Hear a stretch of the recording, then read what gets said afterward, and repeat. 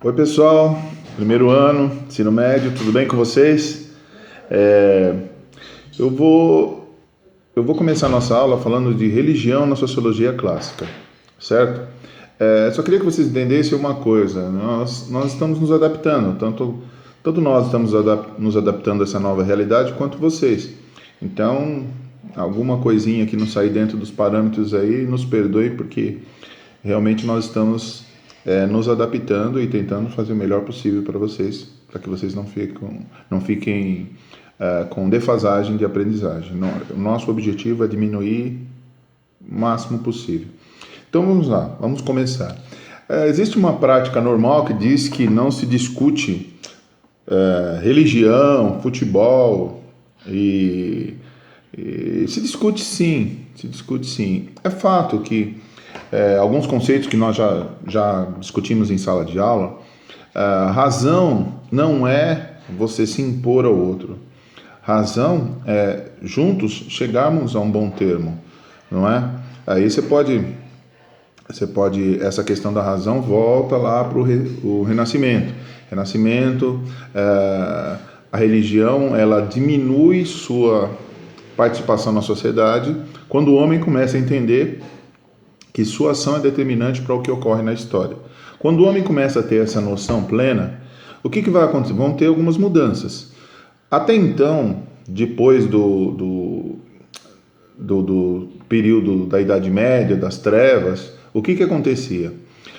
Praticamente o Estado era a igreja, né? A religião tinha uma força gigantesca na população. A partir do Renascimento, essas ideias elas vão perdendo força. Os primeiros cientistas morriam, tinham que abdicar das suas ideias, do que eles pensavam. Então, muitos morreram para comprovar a ciência. Então, não foi um período muito fácil, né? Então, a sociologia ela surge também para dar um pouco de explicação para essas coisas, né? Porque a religião tem uma força tamanha. Então, você discutir com uma pessoa que é religiosa, ela está dentro de uma doutrina. Então, para vocês entenderem isso, nós temos que explicar o que é doutrina. Doutrina é algo que você se permite fazer parte. Ou seja, se você faz parte, você aceita as condições que ali estão.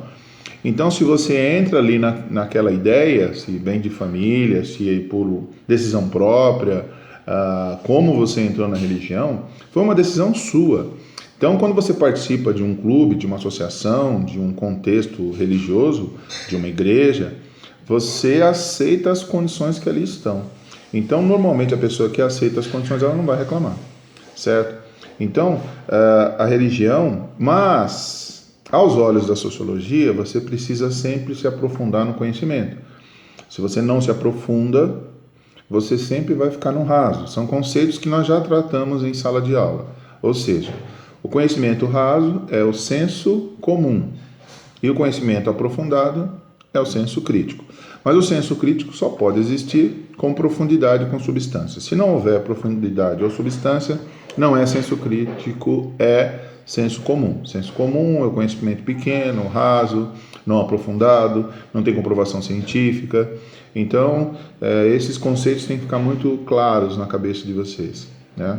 Então, nós temos que ter essa percepção que, por exemplo, no nosso país, já que nós vamos discutir essa questão da religião, o nosso país vem mudando. Historicamente, nos anos 70, nosso país era essencialmente católico, a maioria da população, quase 100%, 95% mais ou menos nos anos 70, eram de uma mesma religião católica.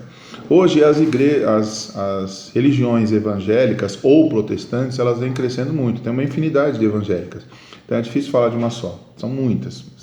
Hoje já passou de 100.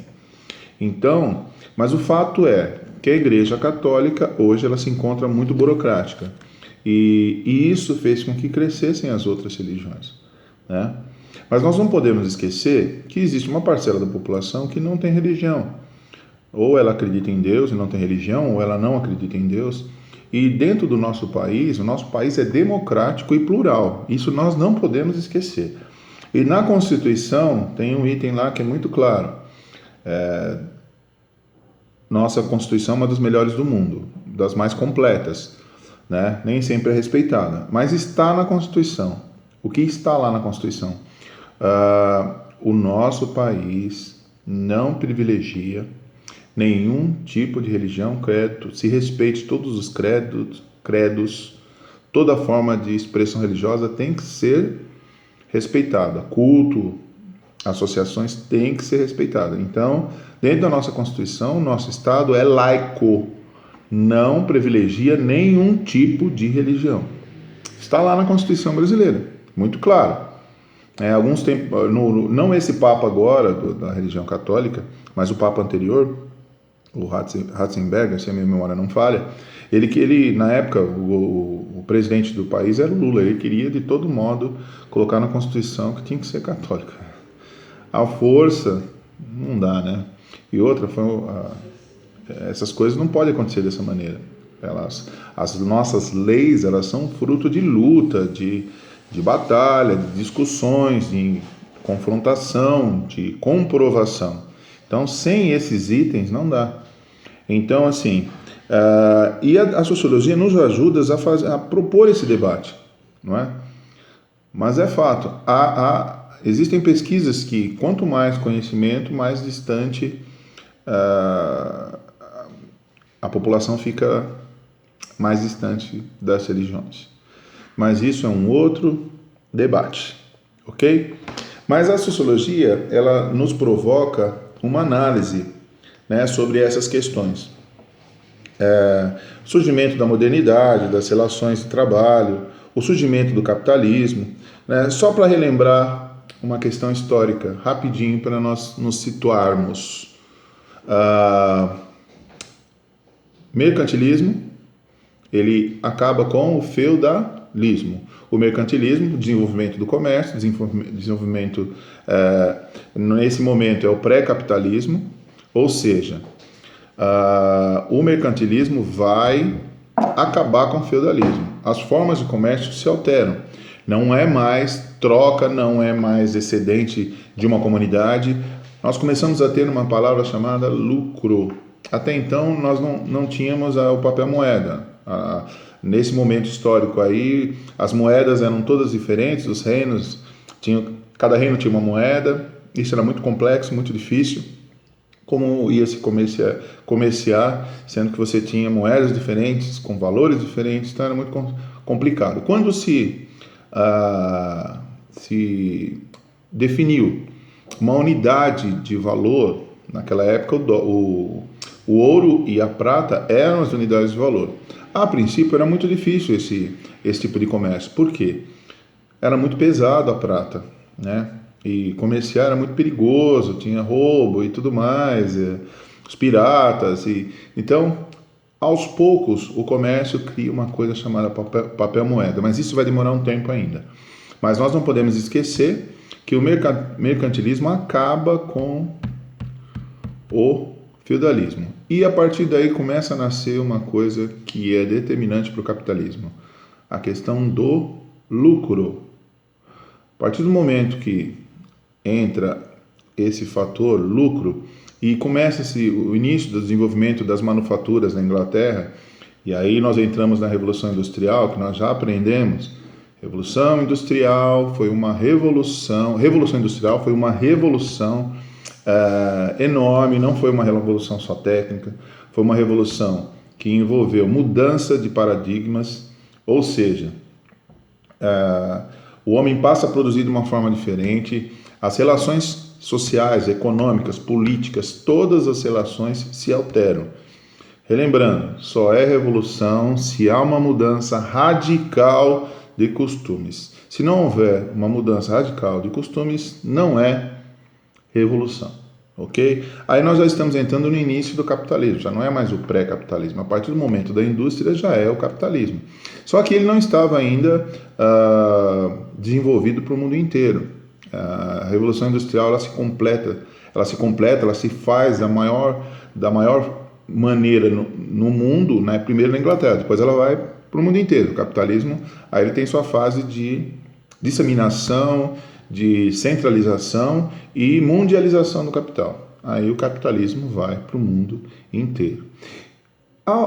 Nesse momento, algo começa a mudar também. Segundo o Marx, as estruturas de formação da sociedade vão determinar a religião, a ética e todas as outras estruturas políticas, sociais, econômicas, mas principalmente a economia vai determinar a ética das pessoas. Isso vai influir muito, muito no processo religioso, certo? Porque a religião sempre esteve perto do poder. Em alguns momentos ela foi Estado, certo? Mas conforme o homem foi evoluindo, houve uma dissociação da religião com o Estado. Mas isso diverge, depende do país que nós estamos falando. Então isso depende muito do país que nós estamos falando. Bom, vamos continuar. Os três autores eles tiveram uma forma diferente de avaliar isso, né? A religião é um fenômeno social? Sim. Tem questões por trás disso? É um fenômeno social? Sim. Ela ocupa aspectos sociais? Sim. Lembre-se, a partir do momento que você segue uma religião, você se obriga, se permite agir de acordo com os desígnios daquela religião. Então você aceita todo esse processo. Ok? Todo esse sistema de crença, ele orienta o indivíduo a agir de um determinado modo. Ele vai agir de acordo com esses pensamentos, essa forma de agir, né? E o Durkheim vai dizer que a religião é muito importante, que ela está na sociedade, que ela influencia muito a ação das pessoas, em diversos níveis. O Durkheim, ele entende um movimento coletivo, ele entende que a religião vai influenciar muito a ação de um grupo, de uma população. O Weber vai fazer uma outra análise, diferente do Durkheim. E o Marx também vai ser mais diferente ainda dos outros dois. Nós vamos dar um pause aqui e vamos continuar daqui a pouco, beleza? Até daqui a um minuto. Beijo.